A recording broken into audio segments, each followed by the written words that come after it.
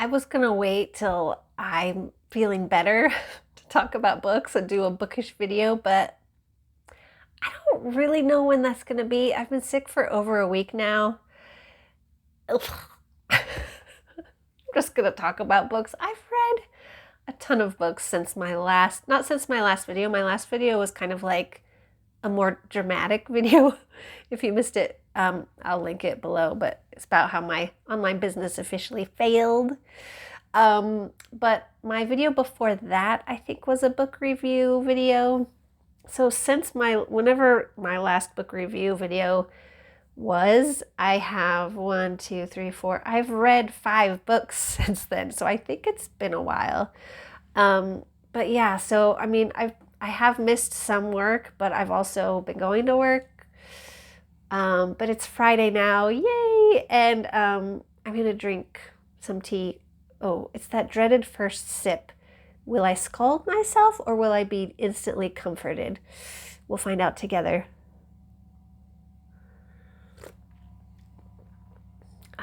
Instantly comforted.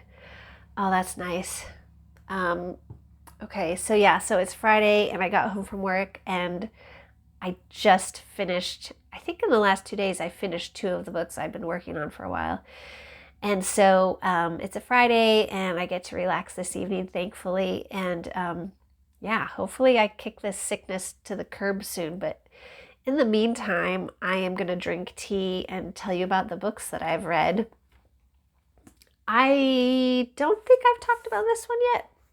Now and Then Friends by Kate Hewitt. And you may have heard me talk about Rainy Day Sisters by Kate Hewitt, which is a rare 5-star for me. Absolutely loved it. It's about 2 sisters living in a British village and all the ins and outs of sibling relationships and family, mother relationships. It's so good.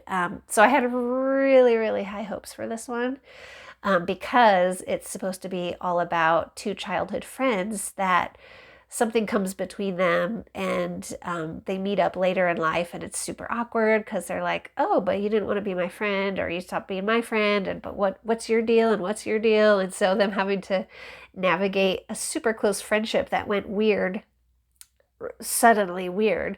And I have, oh my goodness, for sure has that happened to me where you're like, what happened? Or like, what is going on? So I did love that part of it. That was great. I liked watching watching, when you read a book, you feel like you're watching a movie in your head. But so I enjoyed the friendship part of it for sure. I'm going to take a sip of tea to help me during this chat. So for this one, I would say, I think I gave it a 4-star instead of a 5-star. Oh, that's it. It's like so close to the scalding, but it's just on the other side of scalding to comforting. So like I said, I enjoyed the friendship part of the plot for sure. But there is one character, well, there's 2 characters that find love, even though it's not thankfully for me, that I don't prefer the love story to be the main plot of a book. So there's 2 people that end up having there's one that you're like, okay, I know this is going to happen. And then there's another one where I'm like, really? Like in a book or a movie where it's supposed to be like, wow, that guy is so grumpy. What's his deal? But he actually has a heart of gold and he's a big softie. I think that's what they're going for in this, but I'm like, actually, he's just rude. Like, yeah, they try to explain it with like, but his backstory. I'm like, yeah, a lot of people have a backstory and they're not that rude to people. And so I never ever saw any chemistry between 2 of these characters. And then like towards the end of the book, it's like, and they're together, yay. And I'm like, it just didn't seem very realistic for me. So I think I gave this a 4-star. But for the friendship part, for sure, if you're looking for a story about navigating childhood friendships that went weird or went bad for some reason, and trying to navigate that as an adult, then I would give this a try. It's pretty good. But if you want to read the sister one, oh my goodness, 5 stars for sure. Rainy Day Sisters, that is Absolutely, yes. I feel like it's like the coffee cup is like shaking as I drink it. I'm like self-conscious. Hello, I'm recording. This is like it's chai. It's not authentic chai, but it's like made in New England, I think. And it's chai. Um, you know where it says like natural flavors, and you're like, but is it actually that ingredient? What does it mean if it's natural flavor, natural flavors of cinnamon? Is it actually cinnamon? I don't know. Anyways, next book that I read, Up to No Gouda by Linda Riley. This is your basic cozy mystery. It's set in a small town in Vermont, and there's a woman who has opened up a grilled cheese sandwich shop. And there ends up being a crime, and so of course she's going to try to solve it. Which is exactly what happens in every cozy mystery. Plus, there's a puppy on the front, which, to be honest, I read the sequel to this book first in a previous video, I think in one of my fall/autumn reads. It has like a pumpkin on the front. Anyways, it's the sequel to this book. That one was, I liked it better, and also the dog showed up more in that one. In this one, the dog is hardly there at all, so, you know. Anyways, your basic cozy mystery. I'm trying to think, when it came to the whodunit reveal, I think I was surprised. So it's a sufficiently mysterious mystery, not super predictable, but I'm finding with a lot of these, I just kind of read them and I'm like, I just want to know what happened, and then I'm like, okay, cool. Doesn't move me too much. Anyways, if you just want like a cozy little small town, very typical cozy mystery, very plug and play. You know what you're gonna get. Cozy mystery. This is for you. And if you're actually like, I would like a different sort of story, then maybe this one's not super deep. It's not super original, but it is cozy. It's a small town thing. But anyways, that's another one I read. Time for some more tea. Okay. While I drink this tea, I can explain to you why I read the next book I'm going to tell you about. You may have heard me talk about a World War II book that I read. And reading a World War II book inspired me so much. I did research and I was like, whoa, which part of this is true? And then they mentioned things in the World War II novel. They mentioned things that happened in World War I. I was like, oh, and so I did a little research on that. I was like, wouldn't it be fun to read a novel set in World War I? So that led me to this next book, but I am going to say it was the World War II book that I read was The Last Bookshop in London, I think it was called. And this one for World War I is The Kew Gardens Girls by Posey Lavelle. It was okay. Here's what I will say positive about it.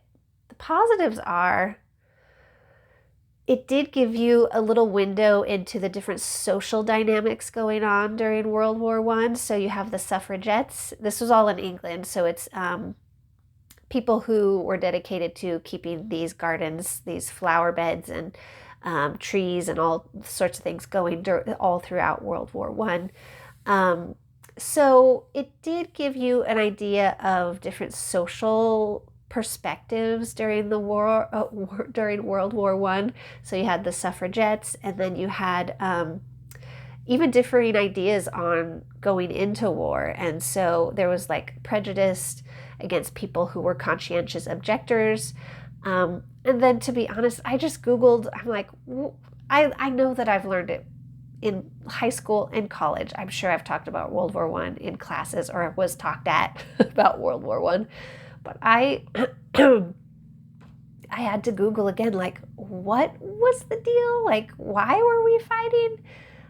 And to be honest, I could understand why there were people. I was shocked myself to be like, oh, the people who were like saying like we shouldn't be going to war or we shouldn't be fighting in this war or whatever. I was like, this book actually helped me to see multiple perspectives. I could see the perspectives of people who were like, of course you go to war, of course you fight for your country.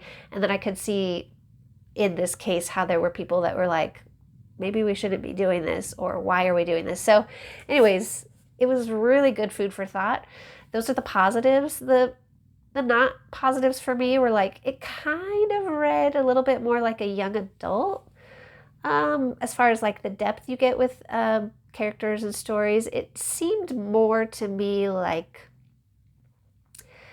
let's look at these people's relationships, and they happen to be set during World War One, is kind of how it felt. So also, I think part of the problem was it didn't quite seem realistic as far as how people were talking. Men and women were freely like hugging each other and chatting, and that's not in the microphone.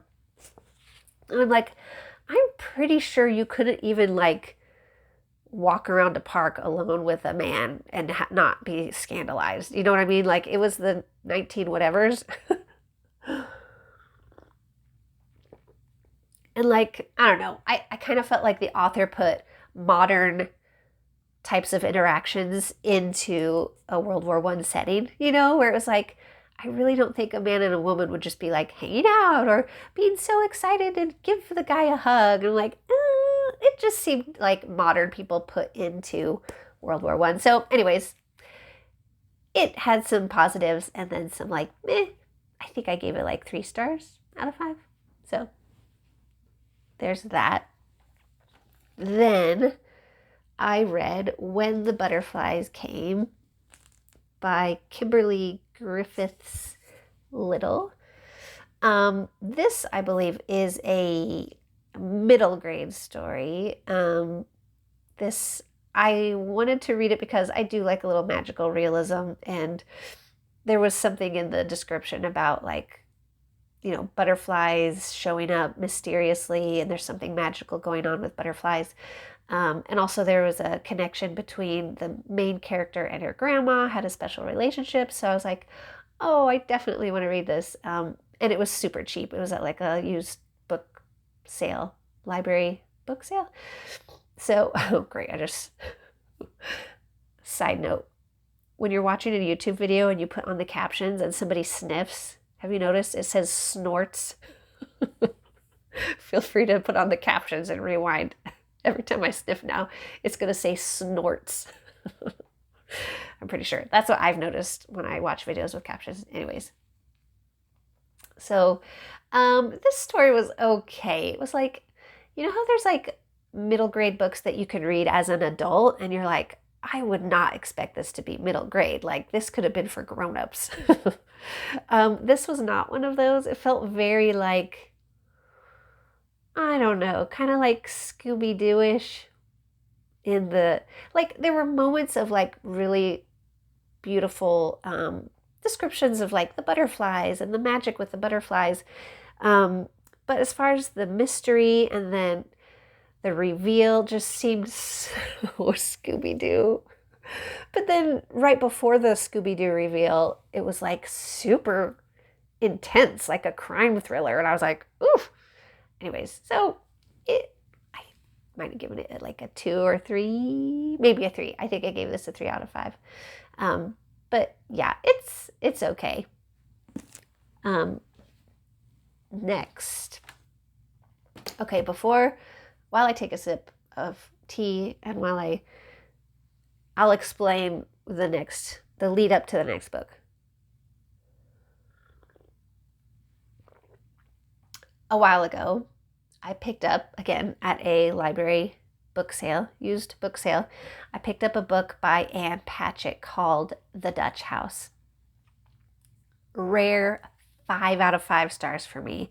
Amazing character development, plot, pacing, interweaving themes and connections. And I'm like, like when I finished reading The Dutch House, I wanted to find Anne Patchett and like write to her and say like, Your story was so well written.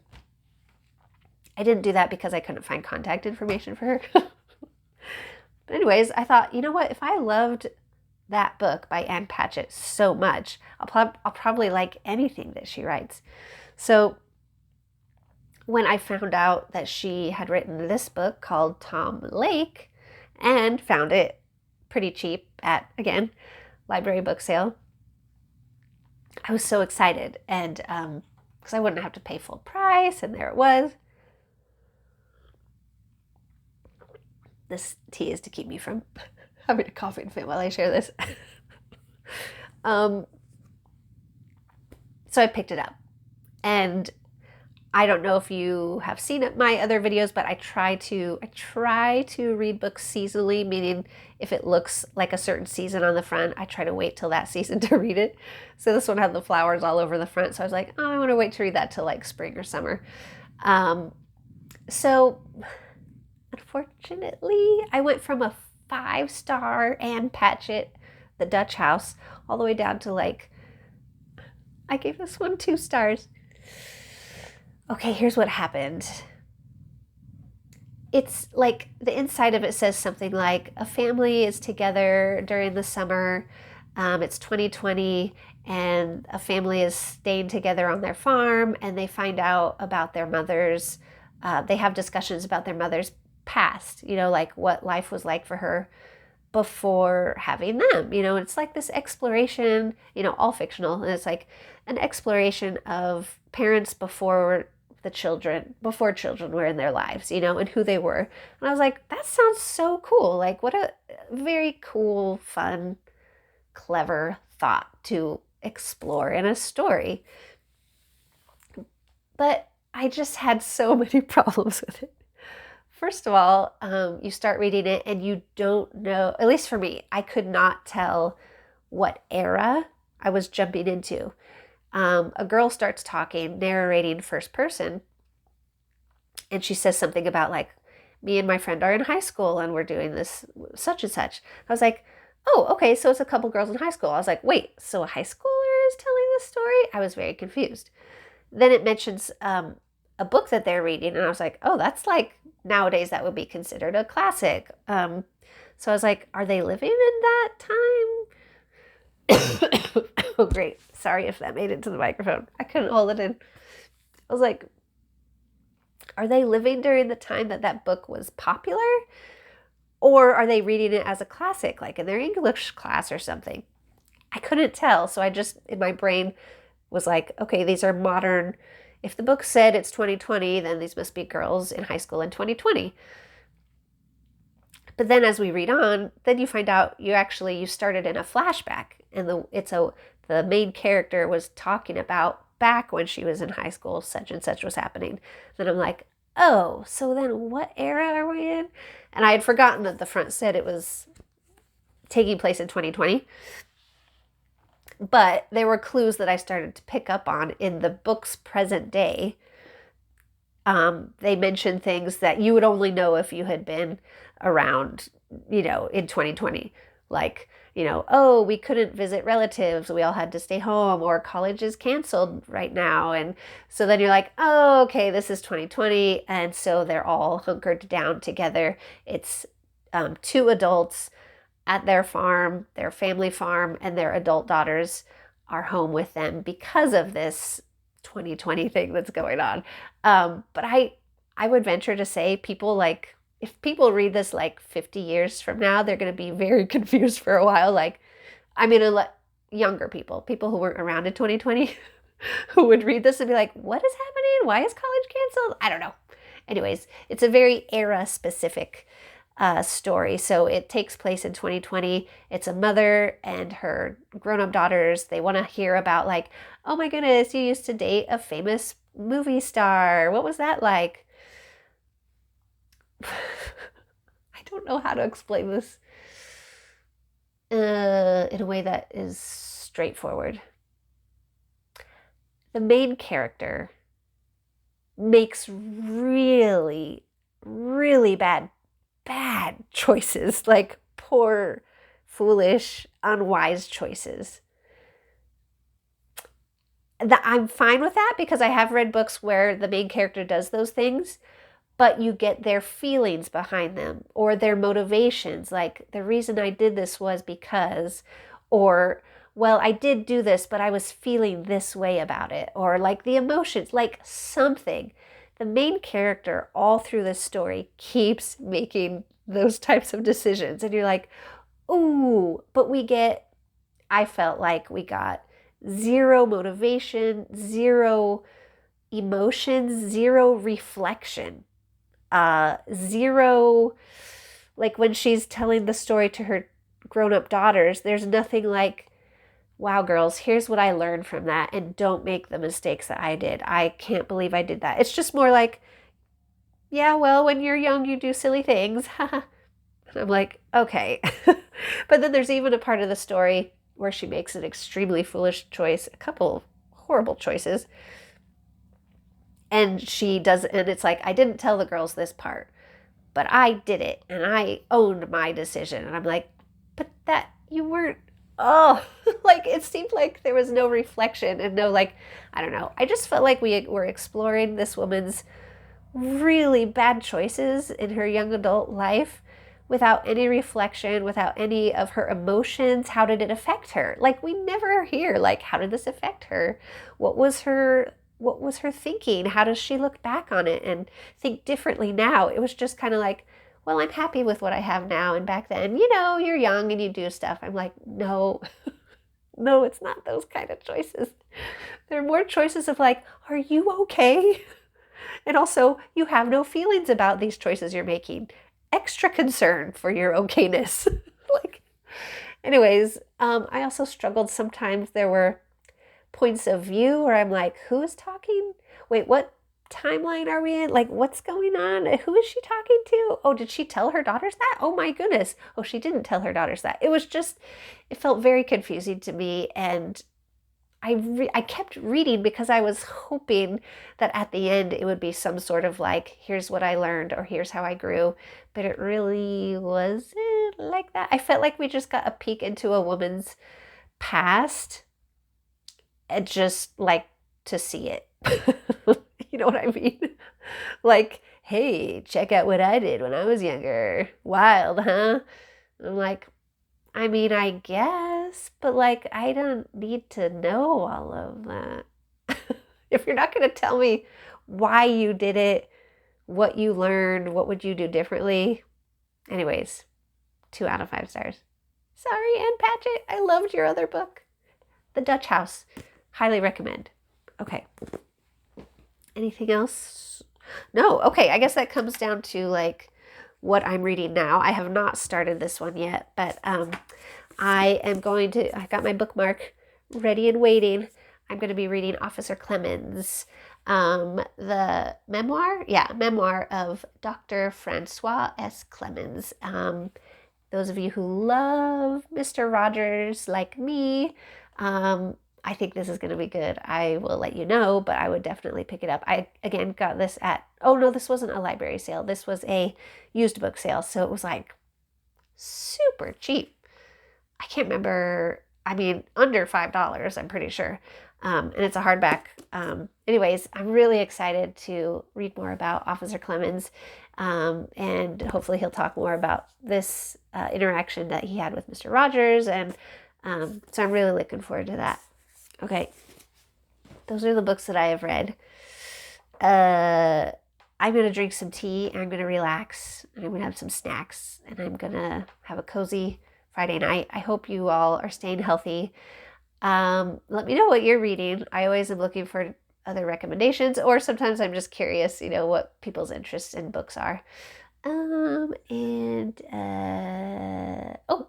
free to check out my Buy Me a Coffee membership site and or one-time donation site. And if you'd like to further support this channel, feel free to subscribe.